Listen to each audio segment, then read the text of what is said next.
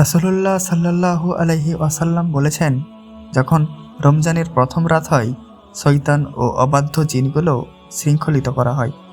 জাহান্নামের সকল দরজা বন্ধ করা হয়, খোলা হয় না তার কোনো দ্বার।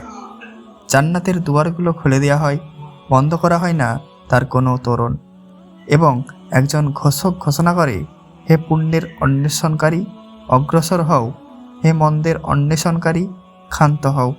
আর আল্লাহর জন্য রয়েছে জাহান্নাম থেকে মুক্তিপ্রাপ্ত অনেক বান্দা। এটা প্রত্যেক রাতে হয়। রমজান মাসের ফজিলত যে এতে জান্নাতের দরজাসমূহ উন্মুক্ত করা হয়, জাহান্নামের দরজাসমূহ বন্ধ করে দেওয়া হয় এবং শয়তানগুলো শৃঙ্খলে আবদ্ধ করা হয়। রমজানের প্রত্যেক রাতে তা সংগঠিত হয়, শেষ রমজান পর্যন্ত অব্যাহত থাকে।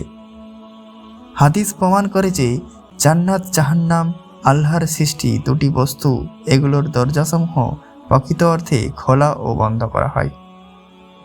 ফজিলতপূর্ণ মৌসুম ও তাতে সম্পাদিত আমল আল্লাহর সন্তুষ্টির কারণ, যে কারণে জান্নাতের দরজাসমূহ খোলা ও জাহান্নামের দরজাসমূহ বন্ধ করা হয়। রমজানের সুসংবাদ প্রদান ও তার শুভেচ্ছা বিনিময় বৈধ, কারণ সাহাবীদের সুসংবাদ প্রদান ও তাদেরকে আমলের প্রতি উদ্বুদ্ধ করার জন্য নবী সাল্লাল্লাহু আলাইহি ওয়াসাল্লাম রমজানের এসব বৈশিষ্ট্যের বর্ণনা দিতেন।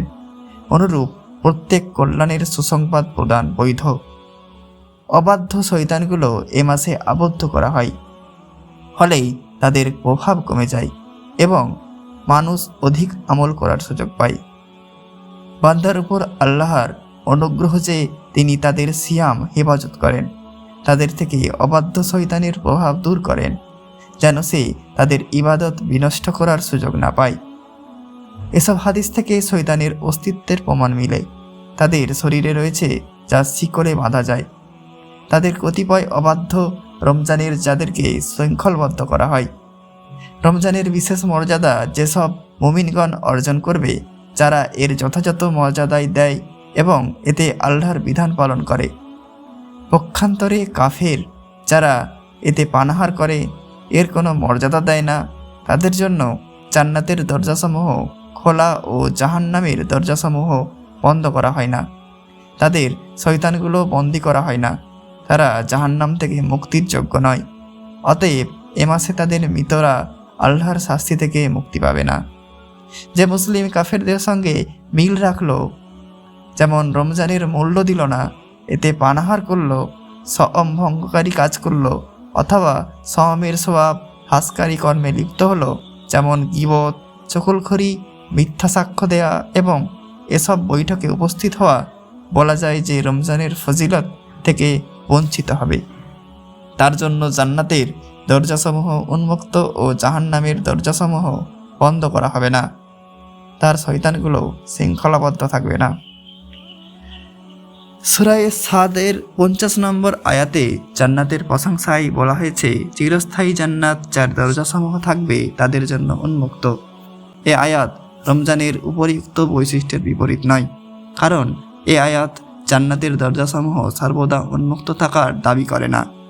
দ্বিতীয়ত, এ আয়াত কিয়ামতের দিন সম্পর্কে, অনুরূপ জাহান্নাম সম্পর্কে সূরা জুমারের 71 নম্বর আয়াতে, তারা যখন জাহান্নামের কাছে এসে পৌঁছাবে তখন তার দরজাগুলো খুলে দেওয়া হবে।